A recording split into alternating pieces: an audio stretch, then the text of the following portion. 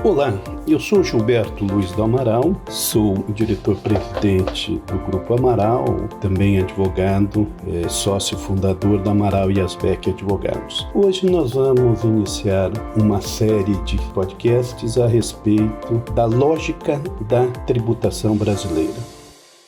A lógica da tributação brasileira está calcada na complexidade do sistema. Complexidade essa pela quantidade de tributos existentes no país, pela quantidade de normas que regem o sistema tributário e pela quantidade de burocracia exigidas dos cidadãos. Em quantidade de tributos, nós temos aí mais de 60 tributos que são exigidos dos cidadãos e das empresas. Então vamos lá, começando pelos impostos, imposto de renda, o IPI, que é imposto sobre produtos industrializados, o imposto sobre exportação, o imposto de importação, o IOF e, no âmbito estadual, o ICMS, o IPVA, o ITCMD, no âmbito municipal, o ISS, o IPTU, o ITBI. Temos também as contribuições de toda a natureza, desde PIS, COFINS, contribuição previdenciária, fundo de garantia, temos a FIDES, enfim, é uma quantidade enorme de tributos.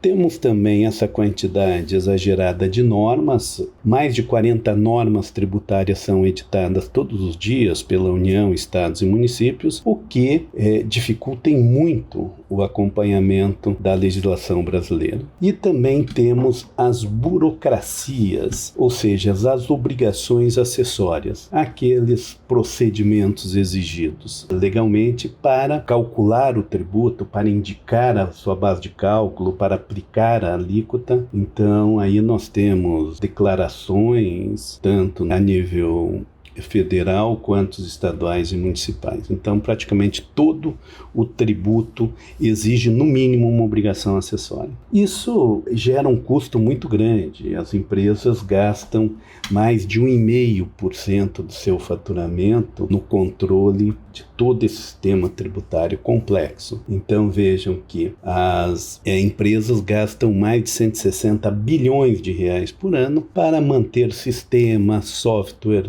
equipamentos pessoal especializados para calcular, para pagar e para cumprir com as obrigações acessórias. Estudos internacionais demonstram que as horas gastas para o pagamento de tributos no Brasil, as horas são muito elevadas, fazendo com que muitas vezes o contribuinte, as empresas, percam o foco do seu próprio negócio com a preocupação relativa à fiscalização e também por essa complexidade é gerada uma insegurança jurídica muito grande. Infelizmente, o Poder Judiciário ele demora muito para decidir as questões tributárias. E nós estamos no mês de abril e esse mês de abril ele é importante pelo Dia de Tiradentes, que é comemorado no dia 21 de abril. Tiradentes é o maior herói brasileiro que participou da Inconfidência Mineira e foi enforcado, esquartejado em 21 de abril de 1792. Tiradentes participou do movimento da Confidência Mineira, se rebelando contra a coroa portuguesa, que exigia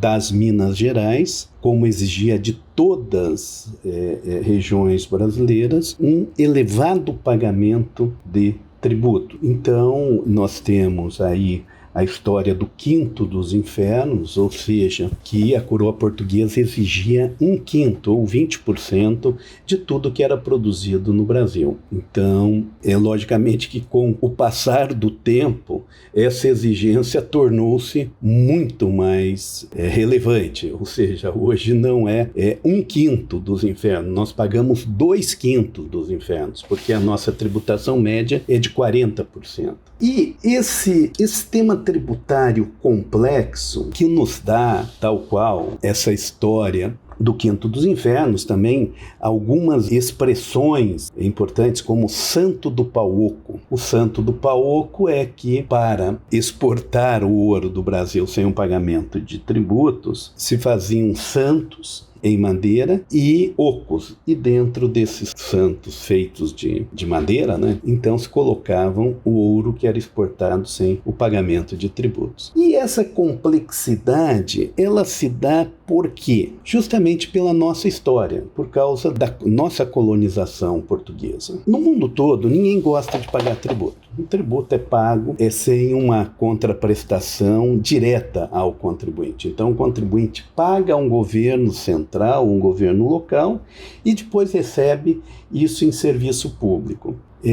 Isso faz com que essa falta de visualização aonde o dinheiro é aplicado faz com que o cidadão, por natureza própria, não goste de pagar tributo. Então, se paga tributo porque é obrigatório, porque é coercitivo, né?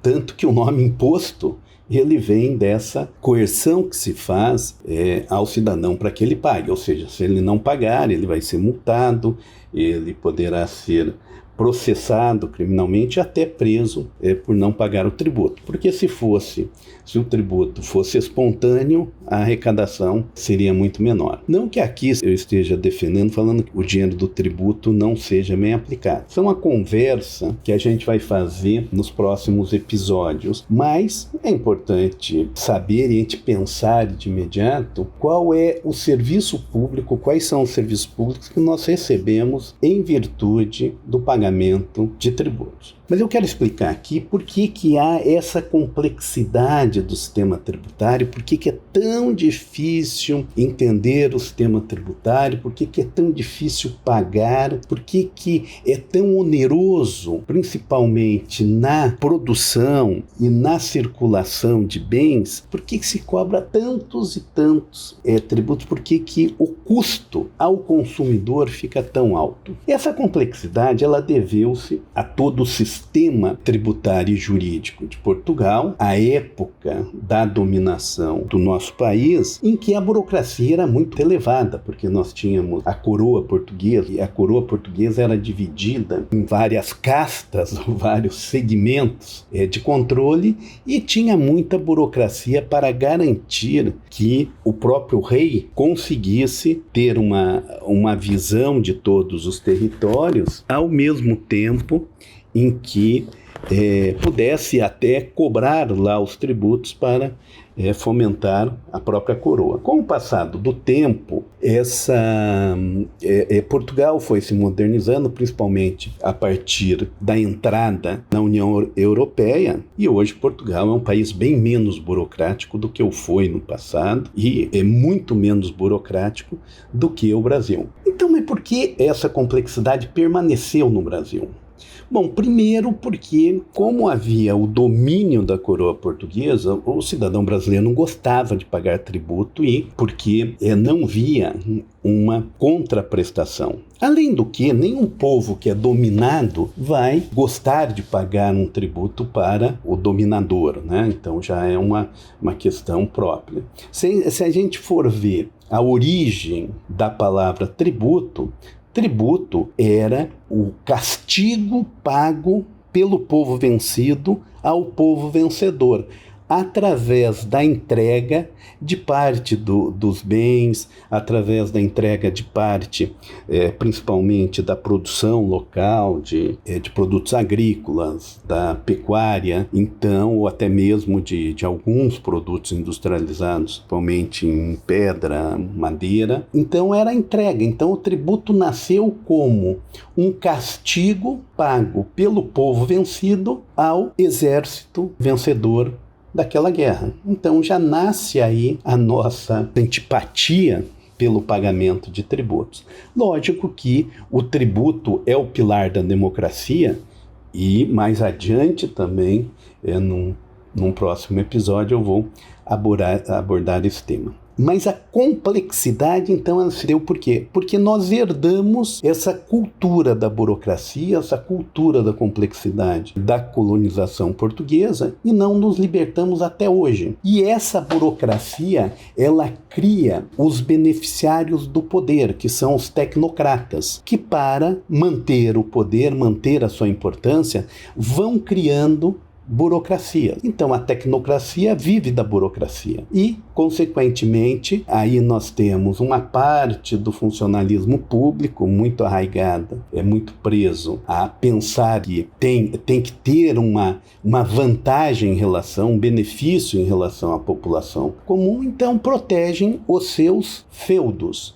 Então, o período feudal, ele traz também para a tributação um reflexo, porque nós temos os tecnocratas achando que o feudo da Receita Federal pertence a eles, o feudo das receitas estaduais pertence a eles, o feudo das receitas municipais pertencem a eles. E temos um legislativo que não tem uma formação para uma simplificação, uma racionalização do sistema tributário. Então nós trouxemos isso, então veja, trouxemos o sistema cartorial, quer dizer que para você, que a tua assinatura precisa ser reconhecida por alguém, que você precisa ainda levar um documento para ser autenticado e assim por diante. Então, isso veio também para o sistema tributário. Até recentemente, a Receita Federal exigia do advogado que tivesse na sua procuração a firma reconhecida do outorgante da procuração. A mesma coisa para o contador. Quer dizer, umas coisas assim tão ridículas, pensar que no século XXI aconteceram, e aconteceram até recentemente, então, e que acontecem hoje também umas incoerências, umas idiotices, que é exigir um monte de burocracia repetitiva, um monte de pegadinhas, porque a burocracia tributária brasileira é um conjunto de pegadinhas, como a legislação brasileira é um conjunto de pegadinhas para quê? Para beneficiar uns poucos em detrimento da maioria. Então, essa complexidade que ela é histórica, mas ela tem uma razão de ser, que é manter o poder da tecnocracia, manter os feudos tributários e criar benefícios para aqueles que têm um maior lobby. Então, falar que o sistema tributário é justo não é verdade, ele é injusto, ele é um sistema regressivo em que ele incide muito mais para a população e empresas que ganham ou que têm receita menor do que para aqueles que têm maior. E se a gente cruzar o seguinte, por que na Bolsa de Valores, na B3, só tem grandes empresas? Porque o sistema é feito para beneficiar o grande. O sistema tributário é feito para beneficiar o grande, que tem lobby em Brasília, lobby em cada um dos estados, que conseguem aqueles jeitinhos, enquanto que a maior parte do sistema produtivo paga uma carga tributária escorchante, tem uma insegurança jurídica enorme, o poder judiciário, que também é um poder feudal, ou seja, desde os nossos ministros, desembargadores e juízes, eles têm um conceito ainda que eles são cidadãos privilegiados, ou seja, que eles têm direito a um monte de mordomia, a um monte de seguranças, a um monte de veículos, que eles têm direito a ter uma alimentação totalmente diferente, que eles podem ter na alimentação sustentada por todos nós contribuintes. Lagostas, camarões, vinhos caríssimos, uísques e etc., que eles podem fazer recepções com o nosso dinheiro. Então, esse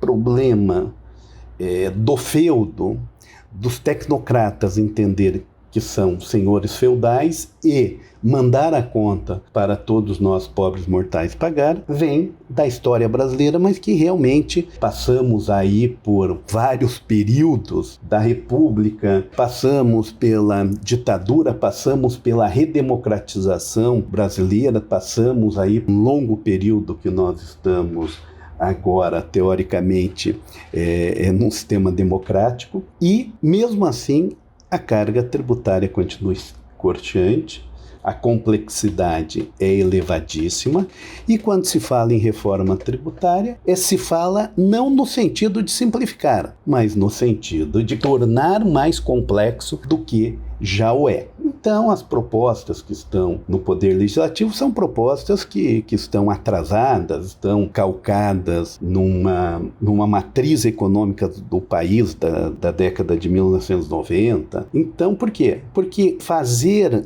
uma reforma tributária efetiva tem que ter a precedência de uma simplificação tributária, que não precisa mexer na Constituição, tem que ter uma eliminação das burocracias desnecessárias e tem que mexer no poder dos feudos. Continuamos no próximo episódio.